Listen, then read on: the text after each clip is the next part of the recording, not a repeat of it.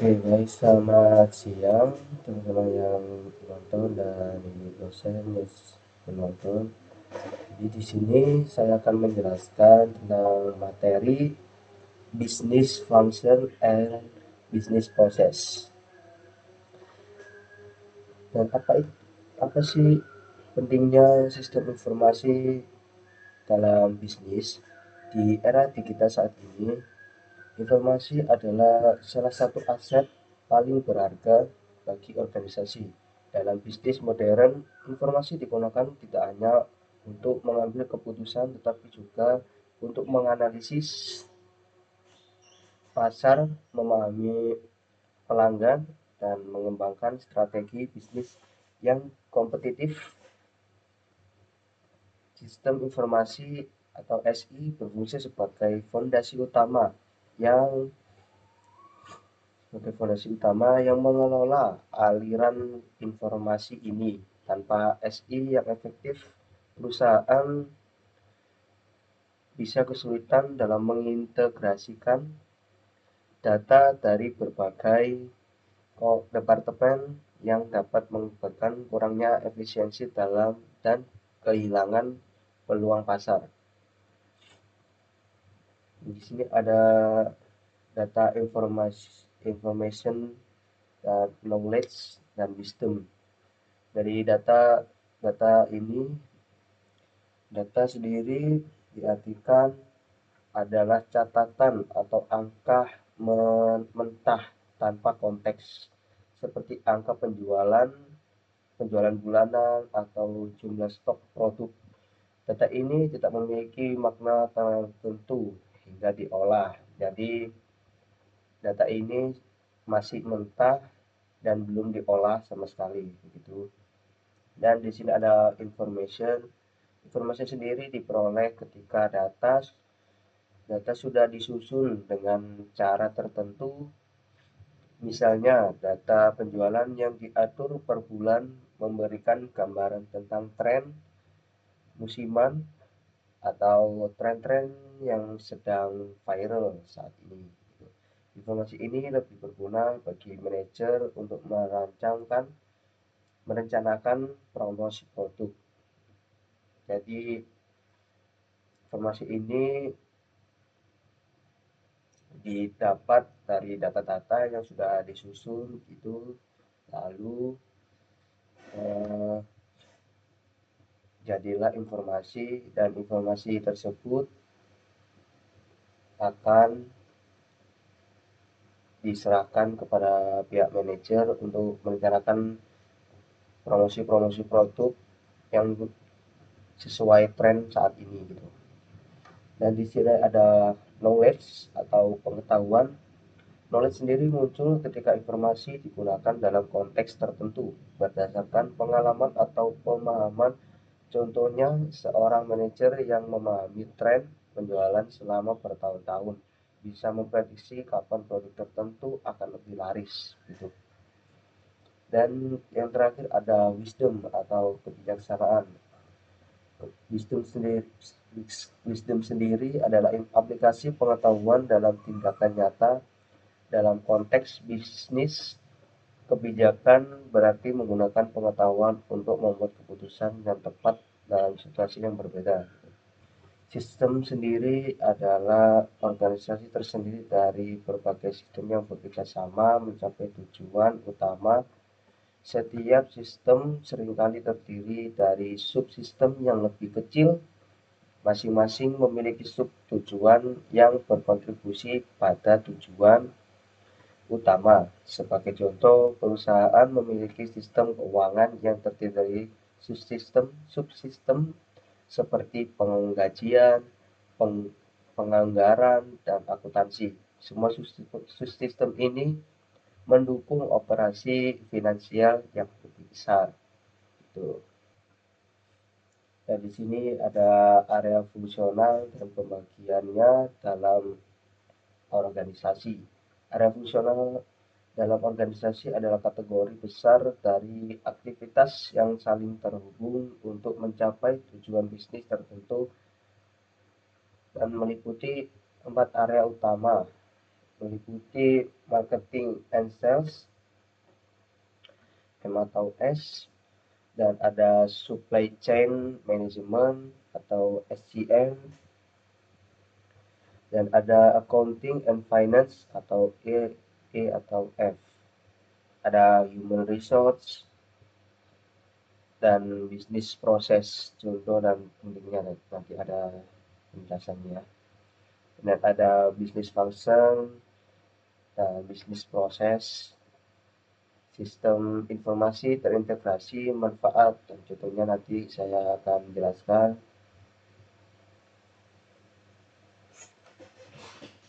Nah, di sini terdapat gambar dari area fungsional dan pembagian dalam organisasi tersebut.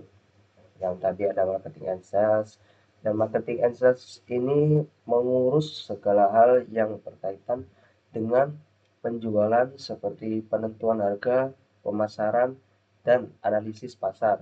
Misalnya, marketing and sales bisa mengidentifikasi kebutuhan pelanggan berdasarkan survei, kemudian bekerja sama dengan tim pengembangan produk untuk menciptakan produk yang relevan untuk dijual, gitu ya.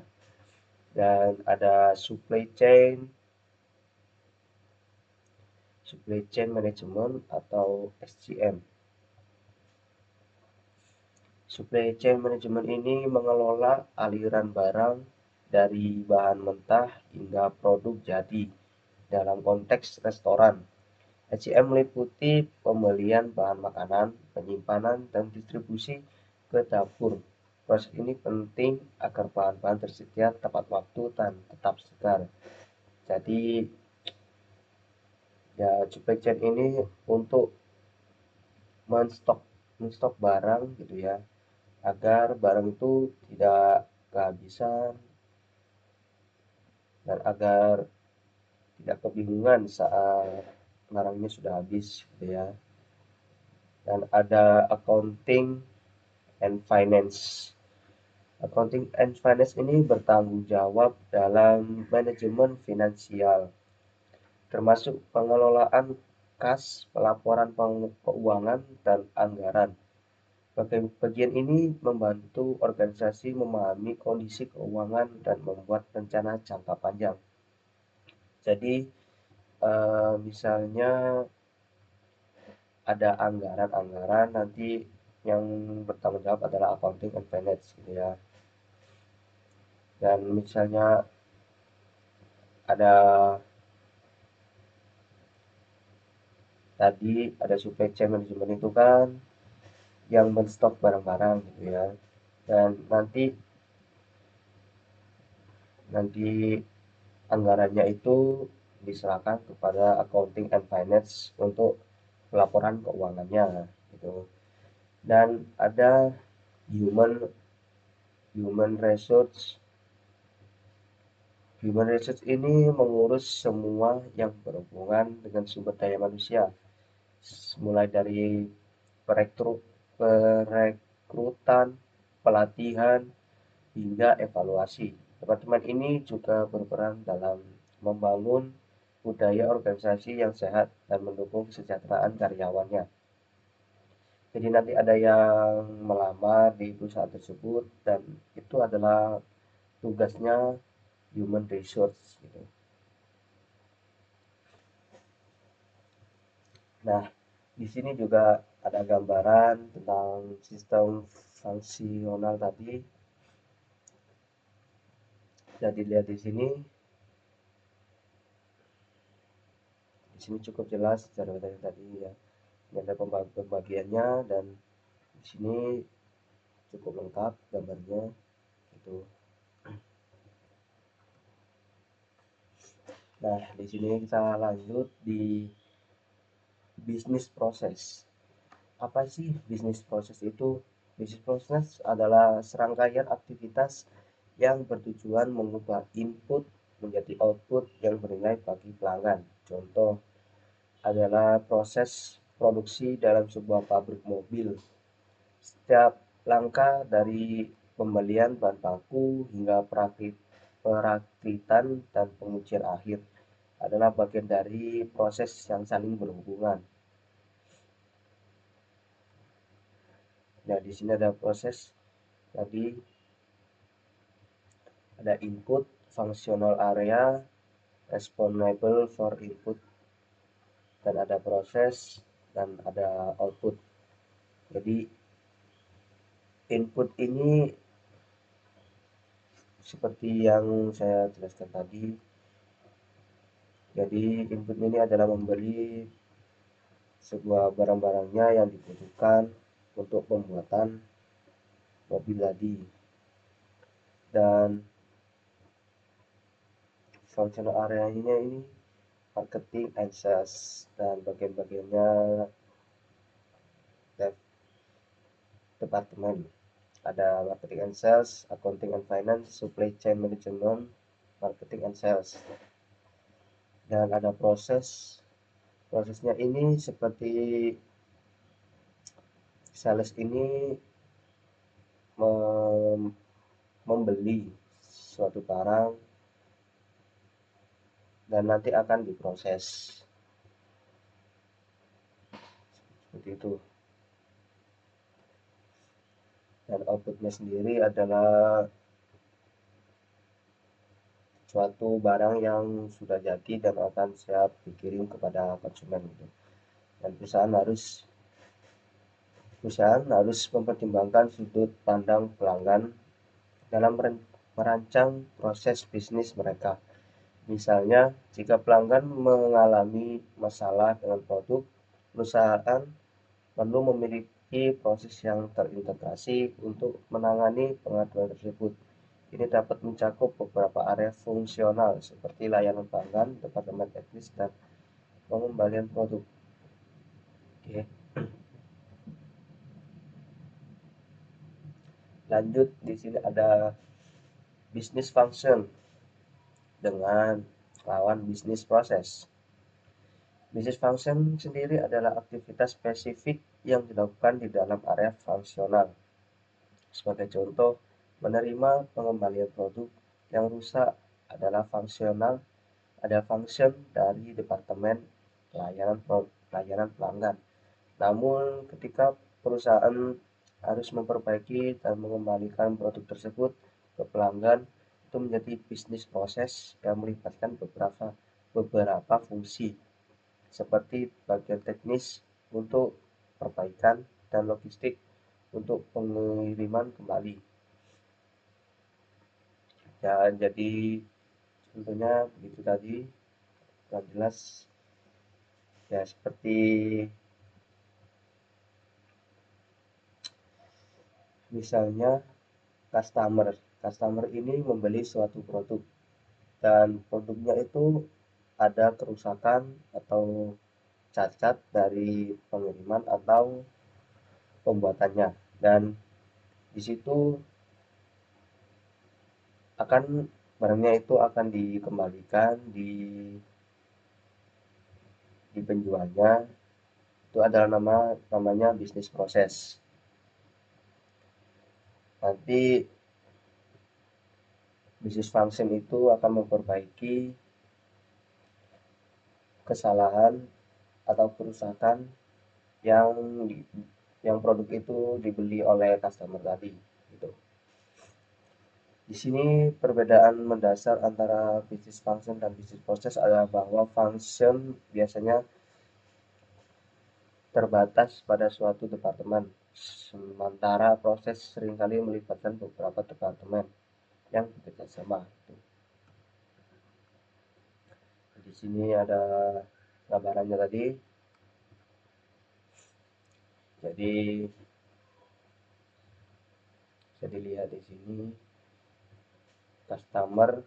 proses customer order gitu. Dari sales function ke accounting function dan purchasing function dan production function dan logistic function. Nah, di sini ada functional area dan bisnis proses dari contoh kecil di minuman Starbucks, kopi Starbucks ya. Jadi pelanggan memesan kopi di kasir dan nanti kasirnya akan memberitahu kepada pembuat kafenya atau bartendernya dan akan dibuatkan sesuai pesanan customer tadi.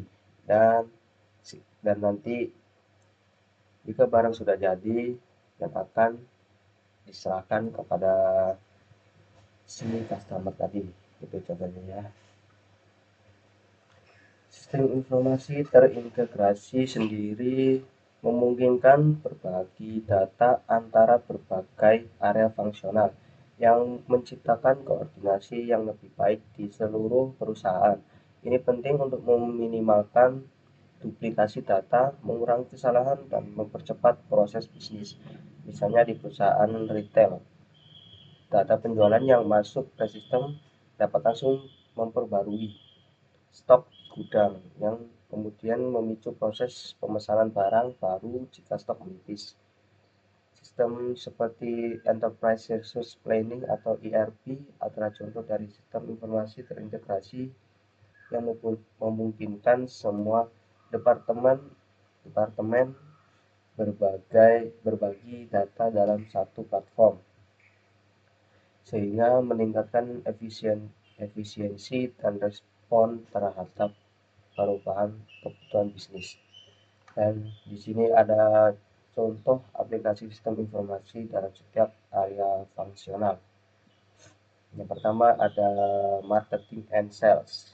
Sistem CRM, Customer Relationship Management, membantu dalam mengelola interaksi pelanggan seperti menargetkan promosi berdasarkan data pelanggan yang tersimpan. Jadi itu ada fungsi dari marketing and sales ya.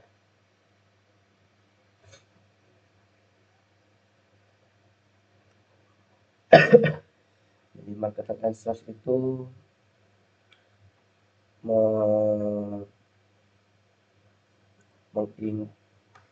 menginclude developing product, determining pricing, promoting product to customers, and taking customers order.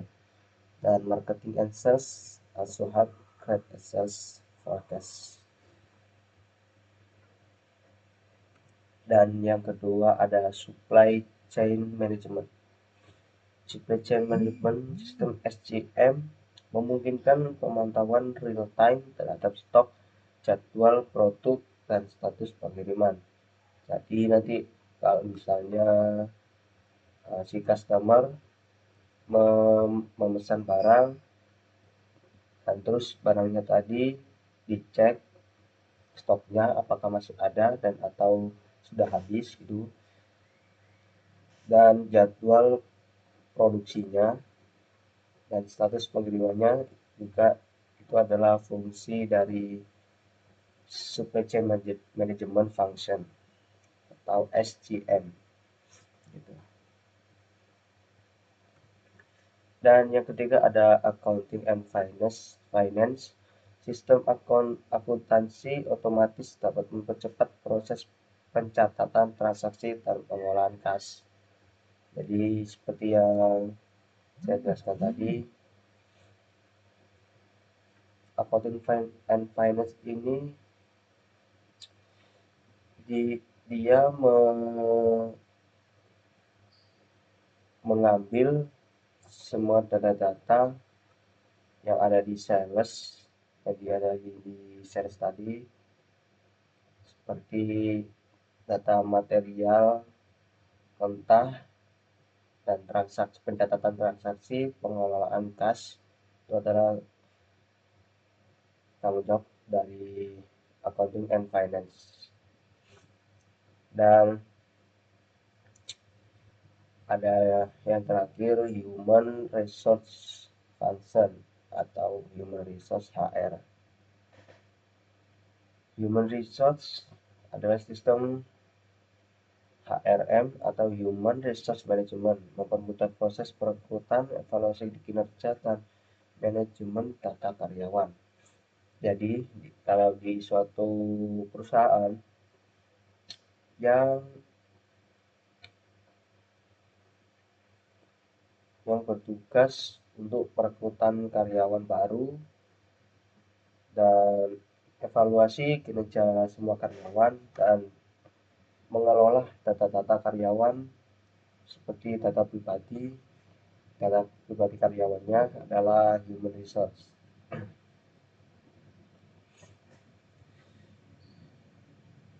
Dan ada dampak integrasi sistem informasi pada efisiensi dan produktivitas. Menggunakan SI yang terintegrasi membantu perusahaan merespon permintaan pasar dengan cepat, mengurangi biaya operasional,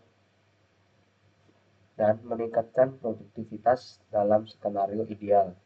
Sistem ini memungkinkan berbagai departemen untuk bekerja secara selaras, mengurangi potensi kesalahan komunikasi, dan mengoptimalkan penggunaan sumber daya.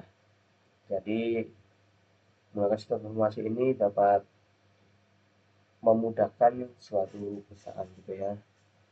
Dan sistem informasi ini adalah sangat penting untuk perusahaan-perusahaan. Nah, jadi penerapan bisnis function dan bisnis proses yang didukung oleh sistem informasi yang baik membantu perusahaan meningkatkan efisiensi dan efektivitas mereka. Sistem informasi terintegrasi membantu memastikan bahwa informasi dapat mengalir secara bebas antara berbagai departemen, yang pada akhirnya meningkatkan kualitas layanan dan kepuasan pelanggan. Pemahaman mendalam tentang konsep-konsep ini adalah kunci bagi manajer dan staf untuk mengoptimalkan operasi dan meraih kesuksesan bisnis di era digital saat ini. Nah, jadi itu tadi materi yang saya sampaikan di business process and business function. Jadi itu dulu, saya pamit undur diri.